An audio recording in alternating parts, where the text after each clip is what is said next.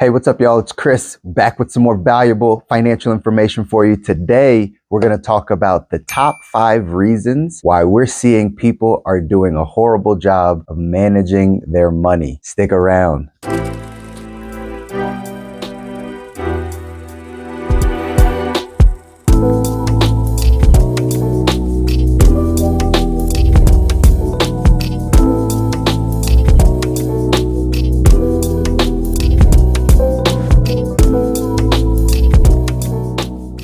Hey y'all, it's Chris, financial coach, financial therapist, back with some more financial information for you. Again, if these videos are bringing you value, please hit the subscribe, hit the like button, share this with a friend, someone that's going to be able to take in this information and use it to help themselves grow financially. Today, again, we're talking about the top 5 common mistakes we're seeing for people that are having a problem managing their money. Obviously, many of you might know already, if you've been following the channel for any bit of time, my wife and I, we're financial coaches, financial planners. We help people lift up the hood under their financial life and really diagnose and see what's going on. And after sitting down with hundreds and hundreds of individuals, families, business owners, we have compiled this list of the top 5 things that we've been seeing recently that are really holding people back from experiencing the best that they can with their money. Let's dive right in, because some of these are going to resonate with you. And if they do, then just know we can change. We can make some changes so that we can get our financial life to the next level. Number 1 reason why we're seeing people mismanage their money is they have too many accounts. We see people that have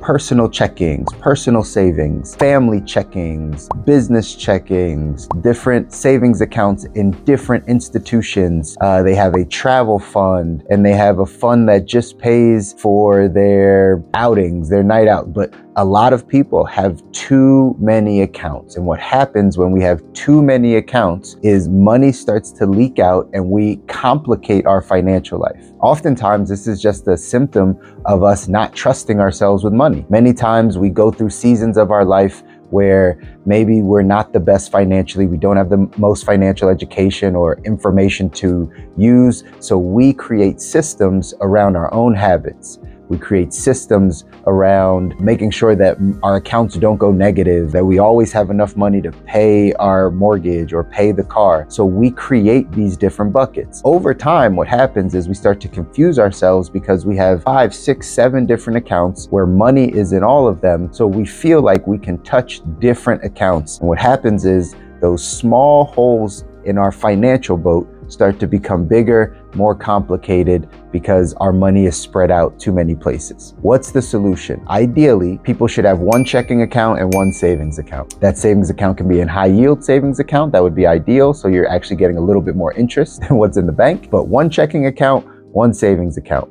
That's ideal. If you own businesses, you have an LLC, then obviously you might need a business checking account and a business savings account for savings and for taxes, and then a personal checking and a personal savings, again, for your personal spending. Some people that are married choose to have a house account, right? Like a personal or a family checking account where husband and wife both, pay bills and those types of things. And then you might have personal checking accounts separately. I'm not as much of a fan of that, but that is something that people do, and it can be acceptable. But when we start getting into having 3, 4, 5 different accounts, maybe just all earmarked for something different for spending, then we're starting to complicate our financial life, and it becomes much harder to track and budget our money to find out what changes we need to make in order to improve. The second thing that we see that's become a problem in how we're managing our money is people prioritizing bills over their savings. Now, yes, ladies and gentlemen, we have to get our bills paid. Yes, you want the lights on and the water, and right, you got to pay for your mortgage or your rent. Your car costs money, and your insurance. I understand your bills are important. However, your bills are not more important than your personal savings. Again, many of us grow up in the thought process that it makes us responsible if we pay our bills. If we pay our bills on time, that makes us responsible. Well, there's another set of beliefs that says we're responsible if we're able to save and invest money. If we're able to put money aside while we're working hard for ourselves, we're not working hard to pay the credit card company or pay the mortgage company or pay the insurance company. We're working hard for our family. That means we should prioritize savings over just our bills. What does that look like? That means you pay yourself first. When money comes in, Instead of just thinking about, oh, I got to pay my mortgage, we're going to say, oh, I got to pay myself. So we're going to put a small amount aside and we're going to save a bit of that money before we go off and pay bills. Now, in another video, we talked about a savings habit and having a habit of savings and how to put money away properly. So go back and refer to that video if that's a little confusing to you. But understand, you can take a small amount of money, put it away, but just doing it first before you pay the bills is incredibly important. Third thing that we're seeing that is, again, not necessarily helping people manage their money properly is taking financial advice from their friends, families, and the internet. Friends and family that do not have financial backgrounds, they may be doing perceived better than you where you are. They may be perceived to have a better job or more income, more investments. But until you lift up the hood and see exactly where all their money's going, and until they know fully your financial situation, where you've lifted up the hood to show them what your bills are, what your miscellaneous spending is, what your debt is, until you go all the way down that path with someone, they cannot possibly be able to guide you financially, because the information that they might be giving you might not be the information you need. People are also falling prey to this on the internet. We're bombarded these days with tons of information on the internet. I'm coming to you on the internet, clearly. We're bombarded with a bunch of information around how to manage money, how to invest money, what to do. And oftentimes we explain there's different levels to money. There's the 101 level, the entry, the 202 level where you get a little growth, the 303 level where you start some higher level strategies. You can even get to that next level, that 404 level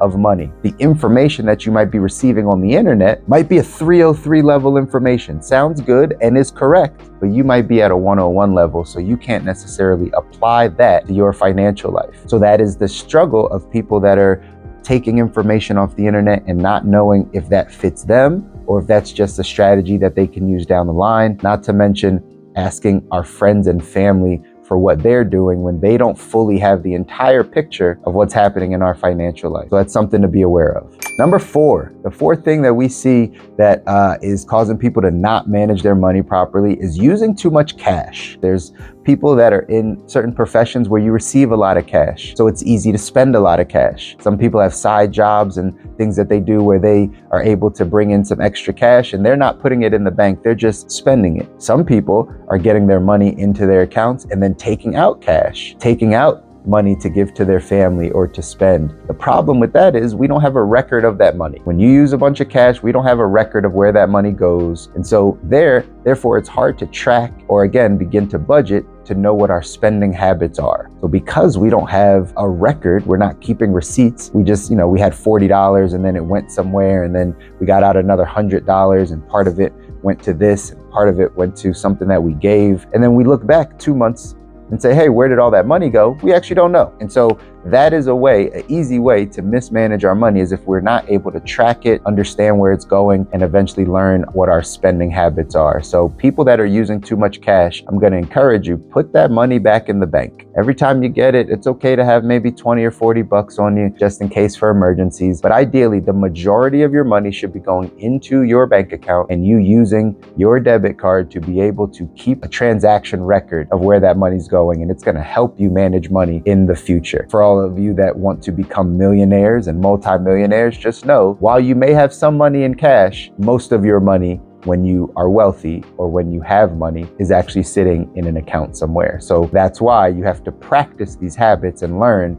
how to use your money properly when it's sitting in the bank. And number 5, the last thing that we're seeing, and this is more common than people think, but one of the last things that we're seeing that are really causing people to not manage their money properly and put it in the right places are these cultural things. Maybe you might call it a susu, you might call it a partner, you might call it, I think it's a lotteria. I'm not even sure all the names, but every culture has some form of this where there's a group of people that come together and they each put money into the pot. That pot goes around and every month somebody receives the proceeds of that pot. So let's say you put in $200 and everyone puts in $200 and there's 10 people. And then on the 3rd month, it's your turn. So you're going to get your $2,000 or $2,500 for you to go spend or do whatever you're going to do. And then you continue to put your $200 in for the rest of the months until it comes back around to you and it's your turn to take it out again. This is very popular in Caribbean cultures, right? In some African cultures and lots of places, but it's also detrimental to us learning how to manage our money. If you look at most people that contribute to something like this, even if they believe that there's money coming back to them, oftentimes they're not necessarily doing the right things with that money. They're not necessarily saving it. More than likely, they're paying off debt or they're buying something bigger with it, but it's not actually helping them improve their financial life year over year. It's a form of being able to save money kind of out of sight, out of mind, and not in your control. And if you are experiencing that, or you have something at your job that is similar to that,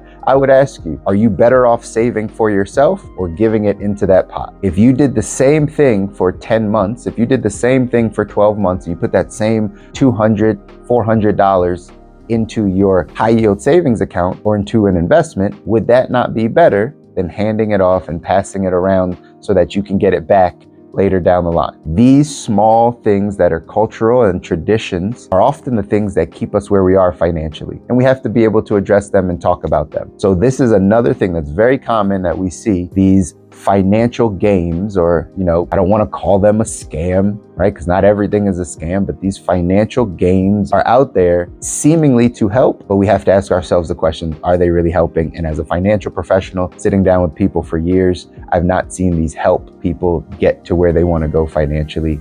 It more takes them away and does not allow them the ability to feel confident in their own savings. So those are the 5 things that we're seeing right now that are really causing people to not manage their money the way that they want to.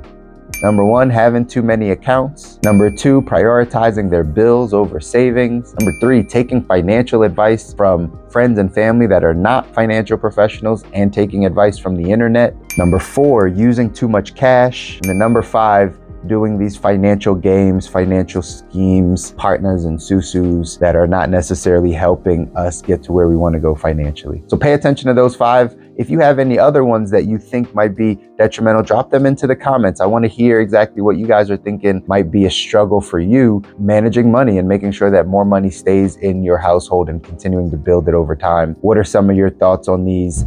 If you have questions or if you struggle with any of these, drop a comment. Feel free to reach out. We're more than happy to help have a conversation to shift your financial life in the ways that are needed, changing our financial habits so that we can actually get to the financial life that we deserve. Again, like and share. Make sure you comment on this. Make sure you send this to a friend that you think is in that susu or doing something that could be potentially hurting their or harming their financial life. And we'll come back with more financial content next week. Take care.